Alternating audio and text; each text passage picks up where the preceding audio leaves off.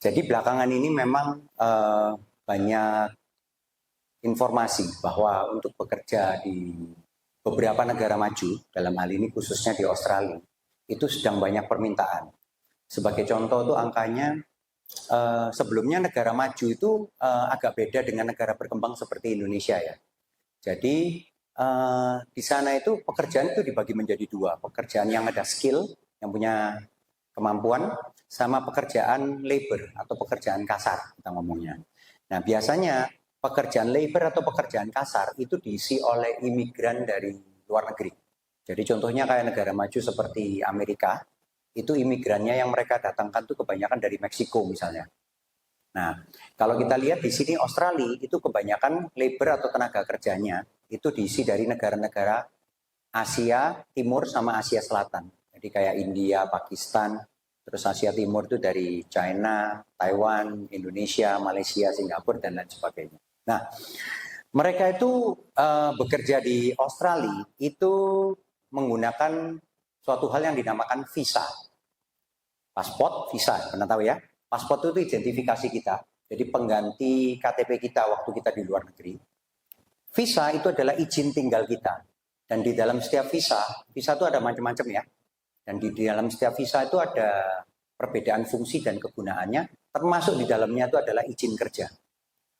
Nah, sebagai catatan, kita masuk tahun pandemi mulai 2019 ya. 2019 itu Australia tutup pintu. Jadi tidak ada imigran atau orang asing yang masuk untuk bekerja ke Australia, malah pekerjanya yang ada di Australia ini pulang ke negaranya masing-masing.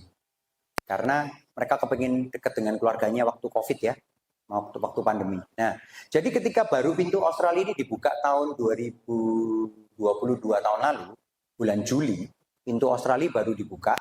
Jadi orang dari negara mana aja bisa travel masuk ke sana termasuk pekerja. Itu mereka menyatakan, Perdana Menterinya ngomong mereka kekurangan 500.000 tenaga kerja migran alias tenaga kerja dari luar negeri. Nah, sampai Maret tahun ini itu masih kekumpul 180.000. Akhirnya angka baru dibuka. Sampai akhir 2025 itu kekurangan 650.000 lagi. Nah, dari sana opportunity ini berarti muncul. Bagi mereka itu sudah menyatakan bahwa mereka ini kekurangan tenaga kerja, dan Indonesia itu termasuk salah satu negara yang cukup favorit untuk bisa bekerja di luar negeri. Tapi tentunya ada beberapa hal yang patut diperhitungkan dan diwaspadai. Nomor satu itu adalah biasanya kita mau kerja di negara mana aja, yang patut diperhitungkan tuh cuma 3 hal. Satu, dana keberangkatan. Kedua, bahasa di negara setempat tersebut. Dan ketiga, penghasilan di negara tersebut. Kan kita mau kerja di negara mana aja, 1 hari 8 jam, capeknya kan sama ya. Tapi hasilnya UMR-nya kan setiap negara beda. Berarti kan harusnya kita kan memilih negara yang UMR-nya itu cukup bagus ya. Kalau enggak kan ya sama aja kita kerja di Indonesia 8 jam juga capek, tapi UMR-nya kan kecil. Nah itu yang patut kita waspadai. Oke, jadi kita singkat aja, kalau company kita itu pakai badan hukum CV Prospect Education, karena kita fokusnya itu ada hubungannya dengan edukasinya ya, nanti saya jelasin. Trading as Visa Hub Indonesia, jadi brand yang kita tunjukkan itu adalah Visa Hub Indonesia. Kita mungkin ada beberapa teman-teman yang bisa baca Inggris atau enggak ya, saya bantu terjemahin aja ya. Jadi kita itu ngirim ke orang ya, untuk di training secara vokasi, pendidikan vokasi, dan bekerja di Australia sesuai dengan bidang yang mereka inginkan. Kemudian kita juga ada yang terakhir ini mengirimkan untuk perawat, untuk langsung bisa bekerja dengan dikontrak oleh aged care. Aged care itu panti jompo di Australia, karena Australia itu banyak manula. Jadi mereka itu kekurangan anak muda untuk jaga. Anak mudanya Australia merasa kurang keren mungkin kalau jadi penjaga manula. Jadi mereka itu lebih ngandalin imigran atau pekerja dari luar negeri untuk jagain orang-orang tua mereka. Dan kita start di 2017 dan kita merasa bahwa untuk market Australia, Indonesia itu masih sangat kekurangan, masih awam, masih sedikit sekali untuk yang berangkat ke Australia. Oke, Di sini saya mau jelaskan secara singkat bahwa ada cara apa untuk kita ini bisa bekerja di Australia. Mungkin agak bingung ya bagi teman-teman yang awal-awal, tapi nggak apa-apa. Saya coba semampu saya untuk kan. Nah, kita perhatiin yang kiri dulu nih, yang sebelah kiri. Di sini namanya itu adalah skill assessment. Kalau kita memiliki kemampuan tertentu, maka kita bisa dites untuk kemampuannya kita oleh perusahaan Australia, badan organisasi Australia ketika kita di Indonesia. Contoh, kita ada kemampuan kelas. Nah, dari sana kita bisa dites oleh pemerintah Australia. Terus kita bisa dinyatakan, kita ini masuk standar Australia atau tidak. Tapi skill assess itu berbayar. Dan kalau gagal, duitnya nggak balik. Tapi kalau berhasil, maka bisa ada dua. Kalau kita tanpa sponsor, tanpa perusahaan kita berangkat sendiri, kita langsung bisa nge-apply PR visa dari Indonesia. Jadi kita sudah di-assess, ternyata pekerjaan itu sangat dibutuhkan di Australia. Contohnya perawat atau tukang las. Itu setelah skill kita dites sama badan organisasi, kita bisa nge-apply PR. Ada yang tahu PR visa itu apa? Betul. Bisa dibantu dijelaskan? Kira-kira apa itu? Betul. Boleh bekerja, boleh keluar masuk, balik ke Indonesia kapan aja, dan itu legal semua. Nanti mungkin bisa dibantu dijelaskan ke teman-temannya ya, PR itu kayak gimana ya. Itu hadiah utamanya. Kalau kita ini, bayangkan gini, kalau teman-teman kemarin ke Malaysia, kemudian kan dikontrak nih, 4-5 tahun, maka harus balik ke Indonesia. Kalau kontraknya tuh bisa seterusnya, kira-kira tinggal seterusnya nggak di sana? Ada kemungkinan ya? Tergantung. Kalau misalnya di Australia nih dapat gaji 4.000 atau 5.000, 40 sampai 50 juta. Kira-kira ada kemungkinan untuk tinggal terus nggak? Nah, tergantung juga ya. Nanti tergantung itu bisa iya, bisa enggak ya. Tapi kalau iya, kepingin ada pilihannya kan. Jangan, kalau nggak ada pilihannya kan berarti harus balik nih berarti. Nah, kalau kepingin terus di sana, tergantung kan. Tergantung yang iya, itu artinya harus memiliki PR visa. Seperti katanya Mas siapa tadi? Adi. Itu bisa tinggal di sana seterusnya, bisa bekerja seterusnya. Nah, kalau tidak ternyata ada sponsor, misalnya perusahaan tukang las di sana, kita kan sudah dites kemampuan ngelasnya nih, ternyata goal. Terus ada perusahaan las di sana yang mau sponsorin kita, kamu datang masuk ke Australia, kamu ikut kerja aku, itu disponsorin namanya. Itu harus melewati proses interview, dapat work visanya, kemudian kerja di Australia dan bisa apply PR di Australia. Intinya hadiahnya utamanya itu PR. Nah, tapi gimana kalau yang teman-teman ini belum memiliki skill tertentu atau punya skill tapi mau ngambil asesmennya ini masih agak takut-takut karena asesmen ini berbayar dan hasilnya bisa positif, bisa enggak, bisa negatif. Ada jalur kedua. Kita uangnya daripada dipakai untuk skill assessment di Indonesia, dipakai skill assessmentnya waktu pas di Australia. Jadi kita masuk dulu ke Australia. Nah, dengan masuk dulu ke Australia, kan berarti artinya kita hidup di Australia itu. Nah, hidup di Australia kan keluar biaya. Berarti kita harus bekerja dulu di Australia. Itu bisa melalui jalur pelatihan atau studi di Australia. Jadi kalau di Australia, kita itu ngambil studi vokasi apapun. Ada yang tahu teman-teman studi vokasi ini apa? Studi vokasi itu studi di bawahnya akademis. Sudah SMA tapi di bawahnya S1. Ada yang tahu gak kira-kira? Diploma itu masuk vokasi. Terus? Apalagi? Di Indonesia banyak, tapi namanya macam-macam. Pernah dengar yang namanya les? Pernah dengar namanya pelatihan? Pernah dengar namanya kursus? Itu semua vokasi. Cuma di Indonesia nama vokasi itu kurang benar. Kalau diperhatiin di YouTube tuh ada tuh salah satu pidatonya Pak Jokowi. Itu tentang standar vokasi. Orang Indonesia ini masih kalah dengan luar negeri. Bahkan saya keliling-keliling itu jarang sekali yang paham tentang vocational education atau pendidikan vokasi. Di sini tuh masih belum semuanya terakreditasi full oleh pemerintah Indonesia. Les-lesan Inggris A ngeluarin sertifikatnya sendiri, kursus rambut B ngeluarin sertifikatnya sendiri, pelatihan forklift ngeluarin sertifikat sendiri pokoknya. Kalau di sana semua itu pendidikan vokasi itu diakreditasi pemerintah Australia. Jadi kalau kita ngambil satu kelas vokasi, itu dapat hak kerja di Australia. Sampai sini ada pertanyaan?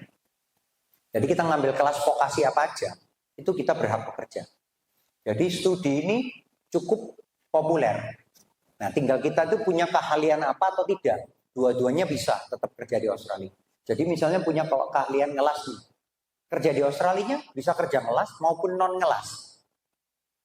Tapi gimana kalau teman-teman yang belum punya keahlian sama sekali? Misalnya kayak mbaknya nih SMA. Nah, di sana misalnya mbaknya ngambil sertifikat 3, sertifikat 4 commercial cookery. Commercial cookery ini sekolah masak. Nah, sambil sekolah masak, itu mereka bisa bagi waktu. Karena pelatihan vokasi di sana itu bisa dipepetin menjadi 2 hari dalam seminggu.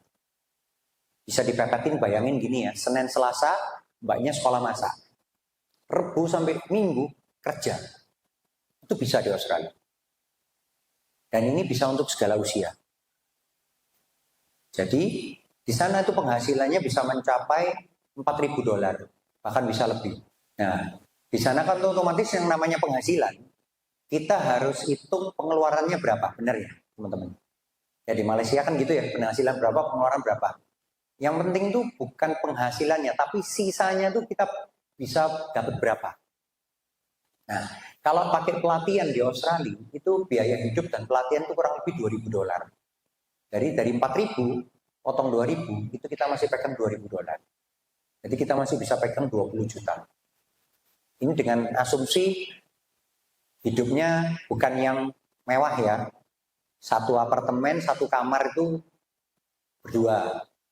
Apartemennya 3 kamar, per kamarnya 2 orang. Jadi total apartemen itu diisi 6 kamar. Contoh kayak gitu. Makanan masak sendiri. Sesekali beli luar. Tapi kalau kerja di restoran, fast food, kafe, itu biasanya pulang dibawain makanan. Terus termasuk telekomunikasi sama transportasi. Jadi 4 fundamental kebutuhan pokok ini itu ketutup. Sama pendidikannya. Itu kurang lebih 1.800 sampai 2.000. Kita hitung 2.000 aja lah, 20 juta. Dengan penghasilan 4.000, maka kita masih bisa nyimpen 20 juta. Nah, nggak tahu angka segitu menurut teman-teman ini cukup layak untuk diperjuangkan apa tidak? Pertanyaan akan balik ke sana. Nah, kemudian dari sana, yang punya skill, itu bisa masuk skill assessment. Kemudian, habis itu work visa, baru bisa apply visa onshore, jadi posisi kita di Australia. Nah ini skill assessment ya. Kalau kita skill assessmentnya kita lakukan di Indonesia, itu biayanya kurang lebih sekitar $10.000 Australia, sekitar 100 juta. Tapi kalau gagal itu bisa hilang. Tapi pro-nya itu adalah cepat direct untuk achieve PR. Makanya biasanya yang skill assessment ini yang benar-benar mereka memiliki kemampuan yang langka. Mungkin contohnya pengeboran minyak atau pertambangan kayak gitu. Tapi kalau skill assessment itu kita lakukan di Australia, itu yang nomor 2. Pro-nya otomatis lebih aman ya. Karena sebagai kita studi di sana, studi vokasi, kita akan punya regular income, ada pendapatan rutin masuk dari kerja, dan kita bisa adaptasi dengan kerja itu. Jadi seorang perawat atau seorang tukang las di sana sudah ikutin magang untuk kerja di pabrik. Jadi mereka bisa lebih mendapatkan keberhasilan di skill assessment. Nah, tapi jeleknya ya otomatis lebih lama ya, karena harus ke Australia dulu untuk kerja, itu aja. Ini jalur-jalur PR pathway untuk skill worker. Jadi kalau kita punya kemampuan khusus ya, itu ada pilihannya apa aja, ini dari websitenya pemerintah Australia. Nah ini untuk kita ini mendapatkan skill assessment, itu badan-badan apa aja. Ini ada JRP, ada TSS Skill Assessment. Ini contohnya kalau sekolah vokasi ya. Ini saya ambilkan, tadi yang saya berikan contoh kan sekolah masak ya Mbak ya. Kalau ini sekolah ngelas, namanya fabrication trade. di bidang engineering, fabrication trade, sertifikat 3. Jadi ini yang harus dipelajari nanti di sana. Sekolah vokasi itu seperti itu. Tapi jangan khawatir, sekolah vokasi itu tidak sesusah yang dibayangkan. Karena vokasi itu kan lebih banyak prakteknya daripada teorinya. Kalau sekolah S1 lebih banyak teorinya. Jadi kuliah di Australia itu ada sistemnya namanya core unit sama elective unit. Kalau core unit itu adalah harus dipilih. Kalau elective ini pilih salah satunya mau yang mana. Jadi sistemnya di Australia itu kayak gitu. Terus studi di Australia itu agak beda dengan studi di Indonesia. Indonesia itu ada mata kuliah wajib ya. Pancasila, Bahasa Indonesia, Agama, IBD, IAD. Di Australia nggak ada. Makanya itu studinya bisa dimampetin ke 2 hari, 5 harinya bisa kerja. Oh ya, dari semua program apapun ya yang kita berangkat ke Australia, jalur studi atau jalur apapun, itu bisa berangkat bersama pasangan. Dan pasangannya itu boleh bekerja full 7 hari tanpa ngikutin pelatihan. Jadi contoh siapa yang udah married di sini? Yang udah menikah. Istrinya ngikut, itu bisa. Jadi Mas Saiful 2 hari sekolah, 5 hari kerja, istrinya bisa 7 hari. Atau dibalik, istrinya yang sekolah masak 2 hari, 5 hari kerja, Mas Saiful 7 hari kerja. Itu bisa. Dan lagi yang ada sekolahnya ini, itu cuma 9 bulan. Kan 3 bulan libur. Kan kuliah di Indonesia sama ya, kan ada liburnya kan. Nanti tergantung lama program dan jenis program yang diambil. Jadi contohnya ya, misalnya sertifikat 3 dan 4 komersial kukri sekolah masak tadi, itu bisa lanjut ke diploma sama advance diploma manajemen perhotelan. Itu total tuh bisa diambil dalam 2,5 tahun. Jadi 2,5 tahun tuh dapat 4 gelar itu. Nah, selama 2,5 tahun kan berarti belajar sambil bekerja. Kalau ada pasangannya full bekerja. Lantas kemudian setelah 2,5 tahun tuh ngapain? Itu ngambil namanya temporary graduate visa. Subclass 485. Itu boleh kerja aja tanpa ada studi. 2-4 tahun. Itu perjalanan yang bisa diambil sebelum ke PR. Kemudian bisa lanjut lagi training visa, terus cari lowongan yang mau memperkerjakan kita full time, kemudian nge-apply PR. Tapi kalau yang single ada jalur pintas untuk jadi PR, merit dengan PR atau citizen sana. Nah ini kita konsultan imigrasi kan banyak tuh jalur tuh. Ada yang merit sama orang sana, ada yang punya duitnya banyak, ada yang sponsorship tadi yang aku ceritain skill assessment tadi ya. Ada yang swaka, kalau kita nih negaranya perang kan bisa minta swaka ke negara lain tuh. Nah ini kita fokus yang penjelasan jalur studi ya. Ini beberapa kantor kita, visi misinya kalau mau dibaca. Jadi standar baru pahlawan devisa itu maksud saya ya jangan cuma jadi TKI TKW, tapi jadi pekerja yang lebih profesional. Karena kalau di negara maju kita sering kalah sama orang Filipina. Nah gitu. Jadi ya kalau bisa kan menyaingi mereka lah. Kita dari sumber daya manusia juga nggak kalah kok. Banyak yang pinter dan jumlah kita kan banyak. Nah ini kita bandingkan aja ya. Kalau balik ke Indonesia, kalau mungkin yang udah di Malaysia kan ada tahu ya perbandingan di sana dapatnya berapa kurang berapa. Nah oleh karena itu banyak alasan kita ini emigrate atau ke negara seberang. Nah ini kan alasan-alasannya. Nah, mungkin apa ya? Nomor 3 tuh dari kiri, nomor kedua dari bawah. Nih. Biasanya banyak kan. Kenapa kok Melbourne Australia nih? Melbourne kan salah satu kota nomor 2 di Australia setelah Sydney, yang paling gede itu Melbourne. Karena kota-kota terbaik dunia itu isinya ini aja. Kemarin Melbourne ini sebelum pandemi itu nomor 1, 7 tahun berturut-turut. Setelah pandemi drop dia nomor 10. Tapi lumayan lah ya, nomor 10 itu masih kota terbaik dunia. Kota terbaiknya Indonesia ada yang tahu nggak? Yogyakarta.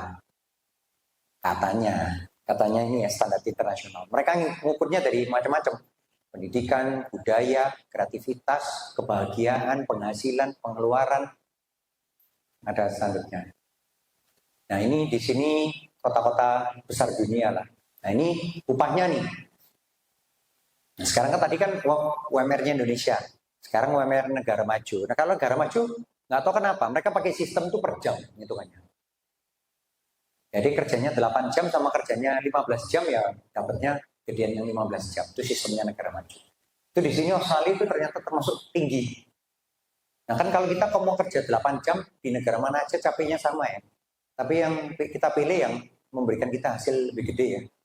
Nah dibandingin Indonesia berarti Indonesia itu gaji rata-rata UMR-nya itu 1/8 dari gaji Australia. Berarti kalau kerja di Australia 1 tahun, itu kerja di Indonesia 8 tahun. Kan hitungannya gitu tuh. Dengan uang yang kita dapatkan, 4 juta di Indonesia, kita tuh mampu memiliki kemerdekaan untuk membelanjakan itu seberapa banyak. Oke, pecel murah nih. Tapi begitu kita ngomong mobil, rumah, mahal. Mobil di Indonesia sama di Australia itu murahan Australia. Padahal UMR-nya gedean Australia. Karena kan di sini ada sistem perpajakannya dan lain-lain. Nah, itu namanya kebebasan, indeks kebebasan menggunakan uang kita. Semakin tinggi, ya berarti negaranya itu sistemnya bagus. Jadi rakyatnya punya duit itu dibelanjain dapatnya banyak. Intinya gitu. Dengan 1 juta rupiah yang sama di Indonesia dapatnya sebarang itu lebih dikit, di Singapura lebih banyak. Jadi kalau dalam hal ini Australia itu kelihatan nomor 12. Australia. Jadi bukan hanya UMR-nya Australia atau penghasilannya tinggi, tapi ketika dibelanjain dapatnya lebih banyak. Salah satu yang paling gampang tuh mobil. Mobil Toyota Camry itu di sana tuh saya pernah lihat baru itu cuman 150-200 juta. Di sini kan bisa 600-700 juta. Paten Camry-nya kan sama. Makanya di Indonesia nggak ada yang pakai Camry, pakainya Avanza. Di sana nggak ada Avanza, nggak ada mobil murah. Pakainya mobil yang standar bagus. Karena standar bagus saja murah kok. Nah kurang lebih itu kayak gitu. UMR-nya 40 juta, Camry-nya 150 juta. Di Indonesia UMR-nya 4 juta, Camry-nya 600 juta. Nah itu loh maksudnya. Ini average salary kalau dari berbagai background pekerjaan ya. Ada lawyer, ada dokter, sampai buruh. Itu kalau di rata-rata mediannya. Gaji tengah-tengahnya itu sekitar 75 juta per bulan.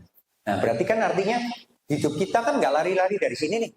0 sampai 25 kan kebanyakan kita sekolah. Nah terus dari 25 ke 55 kan masa produktif. Habis itu kan masa pensiun. Nah selama masa produktif ini kan kita cuma ada waktu. Setiap kepala sama ya 30 tahun ya. Nah tinggal 30 tahun ini kita mau cari penghasilan per bulan berapa itu kan. Pilihannya kan itu. Nah oleh karena itu kalau kita setuju untuk bisa imigrasi ke negara lain, kita butuh yang namanya visa. Dalam hal ini kita menjelaskan visa studi. Kalau student visa ini kelebihannya ya penghasilannya dolarnya banyak. Dapat wawasan ke negara maju. Jadi bukan kita cuma kerja di pabrik aja, tapi kita bisa kerja di beberapa tempat. Teman-teman harap tahu ya, kalau di Australia ini kerja itu bisa di 3 tempat berbeda. Satu kerja di restoran, satu kerja cleaning, satu lagi mungkin kerja, pernah tahu GoFood ya, di Australia namanya Uber Eats.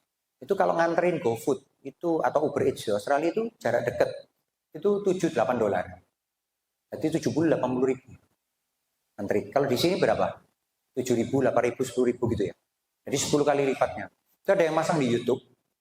Dia kerja Uber Eats itu 1 bulan itu pernah rekor mencapai, per minggu itu pernah dapat 30 juta per minggu nganterin Uber Eats.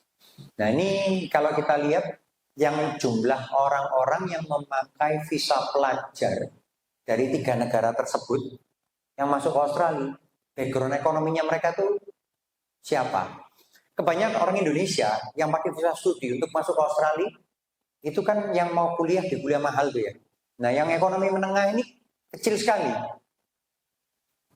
Malah kebalikan sama negara-negara atas tuh. India tuh malah 90% tuh masuk sekolah vokasi semua. Karena mereka tujuannya masuk sekolah vokasi kan murah. Jadi dengan itu mereka bisa bekerja, bisa nabung. Karena sekolahnya murah.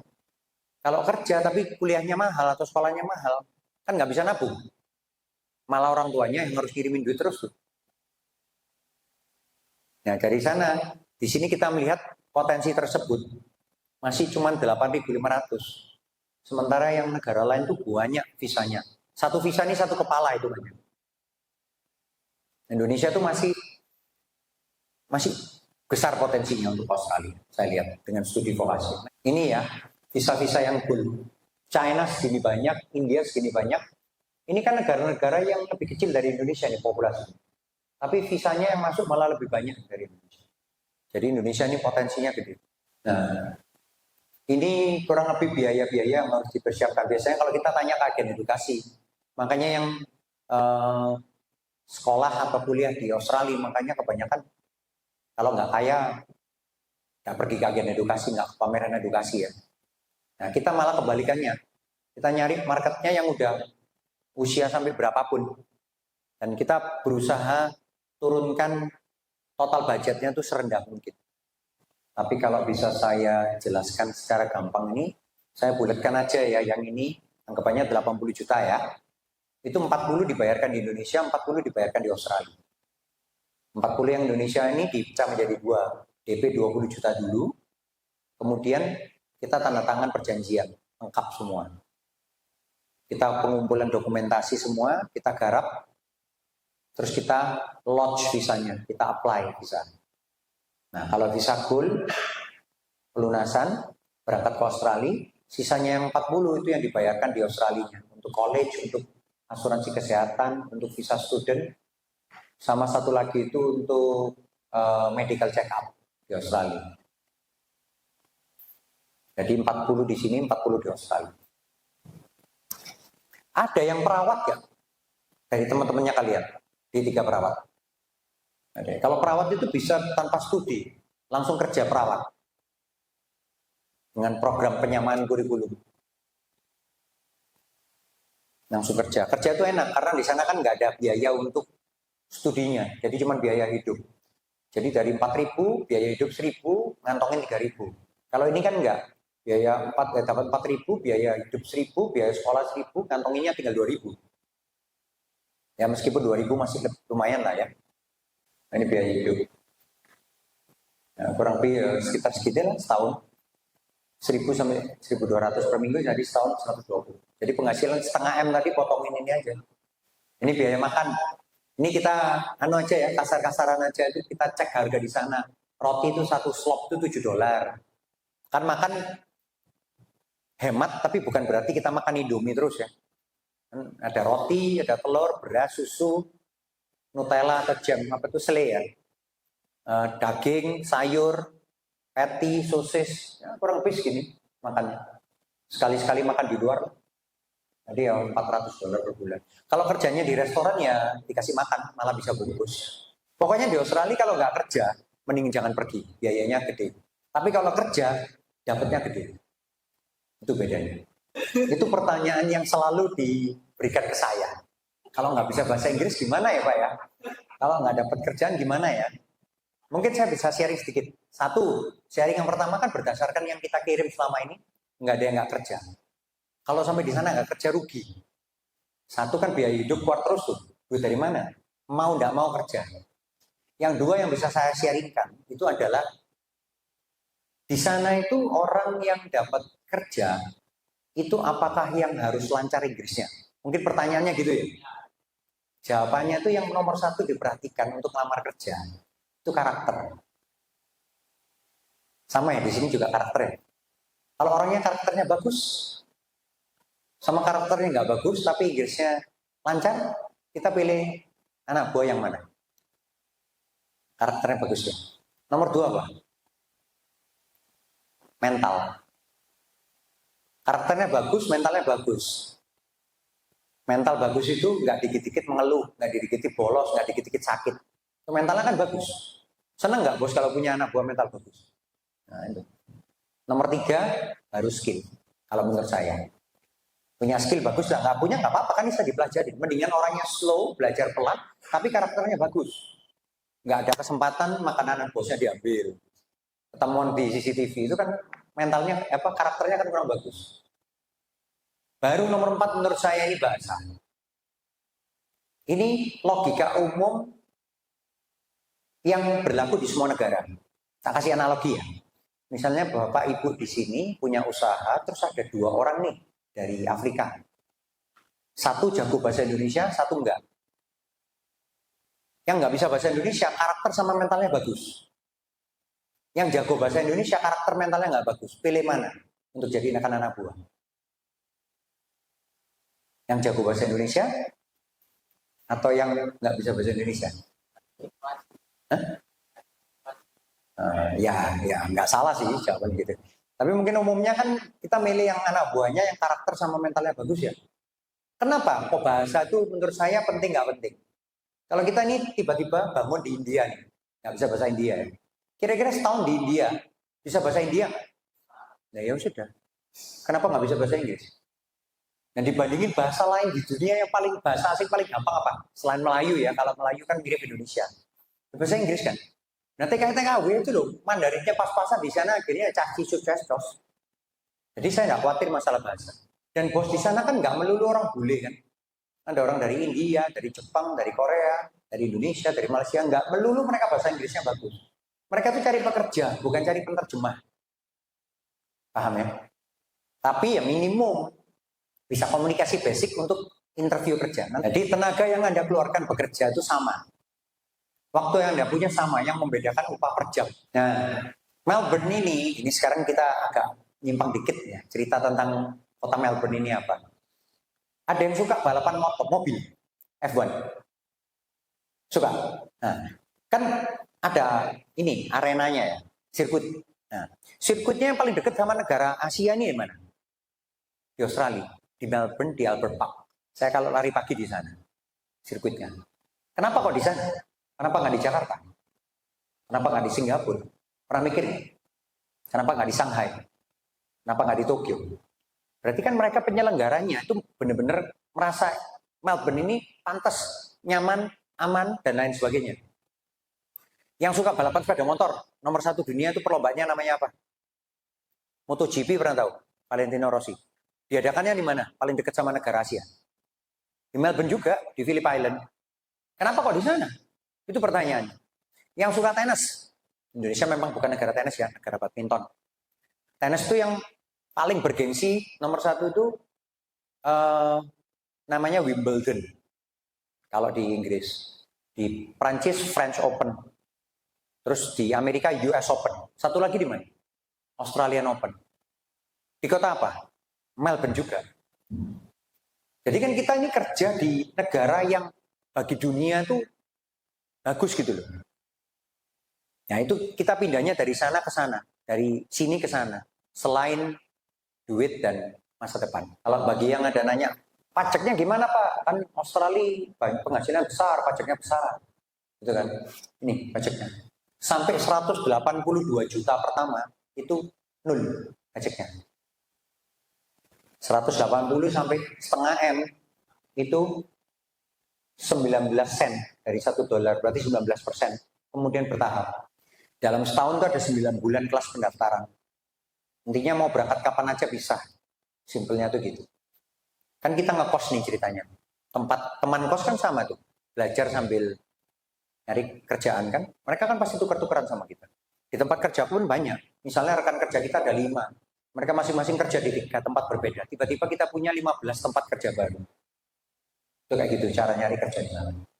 Nah, kita ada program begitu sampai di Melbourne. Itu kan semua pasti ada tanya, ngapain Kak? Apa kita di sana tuh dilepas?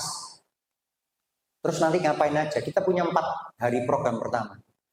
Jadi hari pertama kita kasih tugas nih, udah turun airport, sudah sampai tengah kota, sudah masuk ke penginapannya masing-masing. Kan misalnya pagi hari, bingung kan? Ngapain nih terus aku hari pertama? Kan inget ya, tugasnya di sana tuh kan kita ini mindah kehidupan ya, bukan plesir. Jadi kita harus cari informasi-informasi kehidupan dasar. Apa aja informasi kehidupan dasar? Nomor 1 itu cari supermarket. Kalau kita mau beli apa-apa kan supermarketnya di mana? Namanya Coles, Woolworth. Kalau di sini kan apa? Indomaret, apa kayak gitu ya. Nah itu tempatnya beda. Ini. Kemudian cari dan beli harga bahan pangan yang paling murah. Biasanya Aldi, tokonya namanya Aldi. Itu lebih murah setengah sampai $1. Boleh cek harga di online. Mulai belilah beras, belilah roti. Kayak gitu ya. Selai, daging, telur, susu. Nanti di apartemen itu ada kulkas, ditaruh di sana. Di apartemen kita harus tahu gimana sih kalau mungkin yang teman-teman udah biasa masak, nggak apa-apa. Tapi yang belum pernah masak, nyarain kompornya gimana di sana caranya. Kan belajar-belajar itu dulu kan. nyalain kompor, pakai microwave, pakai oven tuh gimana, rice cooker gimana, terus piringnya di mana, alat-alat itunya supaya sama masak dan makan sendiri. Habis gitu cuci bajunya di mana nih? Oh, di laundry. Laundrynya di sana gimana caranya? Kalau di sini kan tinggal ditaruh, ditimbang, bayar. Kalau di sana tuh masukin koin sendiri, masukin sendiri, belajar. Masuk pindahin dari itu ke dryer gimana. Terus ya kenalan lah sama rumit-rumit kita. Jangan malu untuk nanya apapun. Terus ya gimana untuk saling ngormatin di sana. Itu hari pertama, tugas hari pertama. Hari keduanya, contohnya pergi ke kampus. Kan kita nih di sana ceritanya kan sekolah vokasi nih. Di jalan Leiden Street, pakai free tram zone. Di sana tuh kota tram kayak Indonesia zaman Belanda. Surabaya zaman Belanda tuh kota tram. Sekarang kan railnya udah kelindes, aspal udah nggak kelihatan. Sana pakai kota tram. Terus lapor ke resepsionis. Terus coba kalau nanti kangen masakan Indonesia atau lidahnya yang susah makanan luar negeri, cari Indonesian restaurant tuh ada apa aja. Di sana saya kasih list-listnya, tapi coba cari sendiri, mungkin ada yang baru atau yang belum diberitahu. Cari Asian grocery. Grocery ini kayak toko bahan baku makanan yang untuk orang-orang Asia. Ada yang untuk orang bule, orang Asia Selatan kayak Bangladesh, India, Pakistan, tokonya beda sendiri. Bagi yang orang Eropa, tokonya beda sendiri, kan bahan bakunya beda. Jadi kalau kita cari bumbu pecel, bumbu rawon, bumbu soto, di Asian grocery itu ada. Ada beberapa. Ya kan? Kemudian pergi pasar basah. Yang paling gede namanya Queen Victoria Market, South Melbourne Market, Praharan Market. Lihat di sana, oh ruame orang-orang jualan daging, jualan sayur, ada yang area bersihnya, ada yang dapat makanan. Itu salah satu beberapa murid kita tuh banyak yang kerja di sana, di pasar. Paham ya? Ada bayangan ya? Nah, terus lihat tuh di Chinatown tuh di mana? Chinatown. Nah, cari Chinatown itu kota apa ya? Pecinan ya kita ngomongnya. Terus cari restoran-restoran Asia lainnya, mungkin selain mungkin kita makanan barat itu lebih jauh, tapi mungkin makanan Asia seperti makanan Vietnam, Thailand, Korea, Jepang, Chinese food. Nah, terus atau mau carilah Indian, Pakistani, Bangladesh, grocery yang restoran. Cari coba kafe-kafe di sana. Budayanya di sana apa sih belanja makanan? Orang sana sukanya ngafe. Di sini kan warung kopi, di sana ngafe ya gitu. Rasain beda-bedanya. Cari bakery karena orang sana tuh banyak pemakan roti. Roti di sana ada 2 toko roti. Toko roti Asia yang pakai telur, yang toko roti bule atau Timur Tengah itu sama semua. Itu nggak pakai telur, toko rotinya beda, jenis-jenis rotinya beda. Cari bank-banknya sana tuh apa aja, ada Commonwealth, NAB, ENSET, DBS, itu bank-bank internasional yang terkenal di sana. Karena nanti kan nabungnya di sana, cari duitnya dikirimnya di sana. Coba aja beli makanan, tapi nggak usah beli nasi. Nasinya kan bisa nasi di rumah pakai rice cooker. Beli aja lauknya. Itu biasanya dapatnya $10-15 itu banyak, bisa makan sampai 2-3 kali. Hari ketiga, print CV. CV itu kurikulum vitae ya. Kan kita tujuannya di sana mau kerja tuh. Nah, print. Nanti kita ajarin caranya gimana. Nah, pergilah coba ke jam 5 itu ke Queen Victoria Market atau Soundpad berpakai jam segini. Kalau kafe-kafe itu jam 8 sampai jam 9. Itu mereka belum buka semua. Nah, terus ngapain ini sampai di sana? Nggak bisa Inggris, tapi minimum bisa ngafalin ini nggak? Saya kasih bayangan ya, ada restoran. Di depannya ada tulisan dibutuhkan lowongan pekerjaan. Di sana ngomongnya hiring. Hiring biasanya ditulisin apa? Cuman ketok-ketok aja, ting-tong kan belum mulai usaha tuh. Biasanya keluar, yeah, can I help you? Iya, I want to apply for job, please. Aku mau nge-apply job. Nggak perlu selancar saya. I want to apply job. Pokoknya dia tahu kalau kamu ini nyari kerjaan. Mungkin diminta CV, mungkin enggak. Karena dia ngelihat karakternya, apanya, nih orang niatnya gimana tuh. Pasti first impresi pertamanya tuh yang diperhatikan. Jawabannya kan juga aja. Ya kita ada lowongan atau no, kita nggak ada lowongan, udah penuh. Kalau no ya udah pindah ke toko sebelah. Kalau yes, dia nanyain balik, oke, which job do you want to apply for? Kamu mau nge-apply kerjaan apa? Kitchen hand, waiter, kasir, sebutin aja. Paling ditanyain, oke, do you have any experience? Punya pengalaman nggak? Bisa jawab iya, bisa tidak. No, I don't have it. But I can show you first. I can do a trial. Lu mau ngeliat aku nggak kemampuan kerjaku? Oke, you can go to the kitchen now, come. Ini pakai gloves, pakai apa, diajarin, nggak apa-apa. Yang penting nunjukin.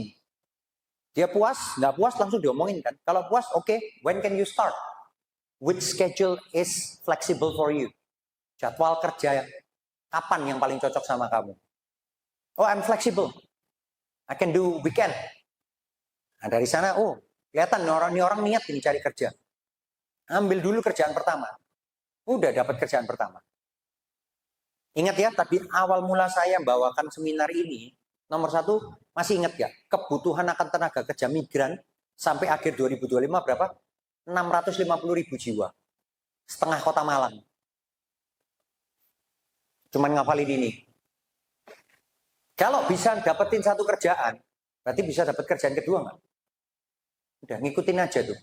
Belum lagi yang ditawarin sama temen atau di sekolah ada lowongan-lowongan. Itu natural nanti. Selain ada grup-grup Indo Melbourne, sekalian mungkin ada grup WhatsApp kita kalau butuh kerja tuh kita nawarin di sana. Kombinasi. Hari keempat ngapain nih misalnya? Udah jalan-jalan. Jalan-jalan di sana tempat wisata tuh banyak yang gratis, yang berbayar. Ini yang gratis-gratis nih. Melbourne Library, lihat taman-taman di sana tuh banyak taman-taman. Orang duduk, piknik, main bola, ngajakin anjing jalan-jalan dan lain-lain. Ada kasino tuh di sana. Tapi nanti duitnya habis. Kasino mana bisa menang. Nah ini bucket listnya. Di sana ada skydiving, hot air balloon, international shopping, worldwide cuisine, Michelin star, restoran-restoran yang nggak pernah kebayang lah ada di Jakarta aja nggak ada. Itu di sana ada semua. Michelin star tahu ya? Michelin. Jadi restoran yang dikasih penghargaan tertinggi di dunia. Ada bintang 1, bintang 2, bintang 3. Di sana banyak. Indonesia nggak tahu ada nggak ya? Ada rasanya. 1 di Jakarta. Untuk terus ya tuh lihat itu kalau suka binatang-binatang Australia, kangaroo, koala. Jadi kalau kita ini intinya, kalau kita nyoba peluang kita 50-50. Kalau nggak nyoba peluang kita 0.